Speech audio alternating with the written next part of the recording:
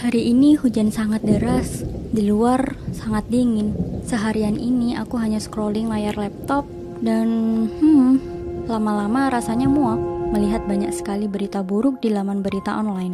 Mulai dari kaum muslim Uighur yang disiksa secara kejam, kasus pembunuhan, hamil di luar nikah, korupsi, kemiskinan, hingga yang terbaru, kasus rasisme berujung chaos di Amerika. Sebenarnya ada apa dengan dunia saat ini? Suasana yang dingin ini jadi membuatku teringat. Dulu, aku bahkan tidak peduli dengan apapun. Jangankan kekejaman yang terjadi di Uighur, kondisi teman sekelasku yang kesusahan saja aku bahkan tidak mau tahu. Melihat temanku melakukan kemaksiatan, aku tak peduli. Tidak berupaya mengajak teman-teman bersama-sama masuk ke surga. Iya, dulu aku cuek bebek, bodo amat lah ya. Karena masalah mereka bukan masalahku. Tidak menimpa diriku, keluargaku, atau tidak berdampak apapun padaku. Kenapa aku harus peduli? Bodoh amat, bukan urusan gue. Begitulah pikirku dulu. Masih muda, masih remaja, bukan waktunya mikirin masalah orang lain, apalagi masalah dunia. Aku tidak pernah menganggap masalah di sekitarku sebagai suatu masalah. Dan ternyata, tidak menganggap masalah sebagai sebuah masalah adalah suatu masalah juga. Adakah di antara sobat muslimah, khususnya para remaja, yang punya mindset seperti itu? I'm sorry to say, but mindset seperti itu adalah mindset salah yang tidak patut kita perjuangkan. Why? Karena sikap bodoh amat bukanlah sikap seorang muslim sejati. Melihat kondisi umat muslim yang mengenaskan di Uighur, di Syams, dan Palestina, harusnya cukup membuat kita gerah dengan kebisuan dan kediaman kita. Padahal umat Islam bagaikan satu tubuh. Bila kita sakit gigi, kepala pun juga ikut nyut-nyutan. Alias, bila umat muslim di belahan bumi lain sedang tersakit, kita pun harusnya turut merasakan sakit. Tak bisa disangkal bahwa kondisi umat Islam kini sangat terpuruk dan terzolimi. Di negeri kita saja, para pejuang Islam yang gencar melawan kezoliman, berusaha mendakwakan Islam, justru dicap sebagai radikalis, bahkan teroris. Tak sedikit dari mereka yang justru ditangkap hingga dipenjara. Sementara para koruptor yang mencuri triliunan rupiah uang rakyat justru bebas kayak sultan. Semua hal yang berbau Islam langsung dicap negatif, seakan menegaskan negeri ini adalah negeri sekuler, memisahkan kehidupan dari rambu-rambu agama. Akhirnya timbul kekacauan, kehancuran, dan penyerangan umat Islam di berbagai belahan dunia.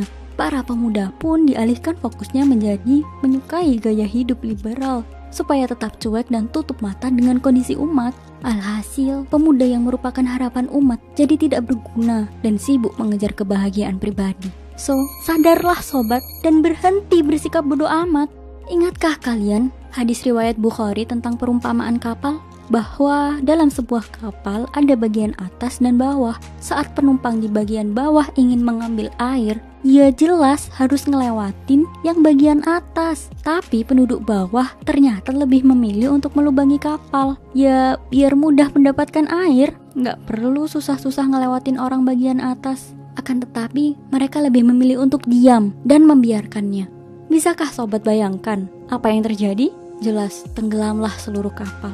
Perumpamaan itu seperti orang yang mengabaikan kemungkaran dan bersikap bodoh amat. Ya, yang tenggelam bukan hanya para pelaku, namun yang bersikap tidak peduli, mereka juga ikut tenggelam. Sebagai seorang muslim, kita wajib mengingatkan dan menasehati mereka yang melakukan kemaksiatan.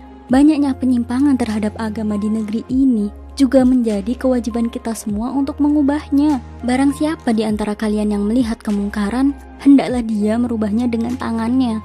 Apabila tidak mampu, maka hendaknya dengan lisannya. Dan apabila tidak mampu lagi, maka dengan hatinya. Sesungguhnya itulah selemah-lemah iman. Hadis riwayat Muslim. Mindset gak mau dakwah, elu-elu gue, satu orang maksiat, semuanya yang kena musibah. Tapi dakwah itu kan berat, tidak perlu ragu, apalagi takut hanya karena kita bukan seorang dai, atau kita merasa gak pantas untuk menyampaikannya karena kita masih muda. Kewajiban berdakwah adalah kewajiban seluruh umat dan ganjaran dari Allah sangat besar. Dakwah itu mencegah dari kemungkaran dan mengajak pada kebaikan. Contoh nih, sobat muslimah bisa ngingetin sholat, kewajiban menutup aurat, nasihat supaya nggak pacaran, nggak nyontek, dan share video-video dakwah seperti video ini juga bisa loh sobat. Rasul bilang, sampaikanlah walau hanya 1 ayat. Nah, mudah kan? Barang siapa yang mengajak kepada kebenaran, ia mendapatkan pahala seperti pahala orang yang mengikutinya, tanpa mengurangi pahala mereka sedikit pun. Hadis riwayat Muslim.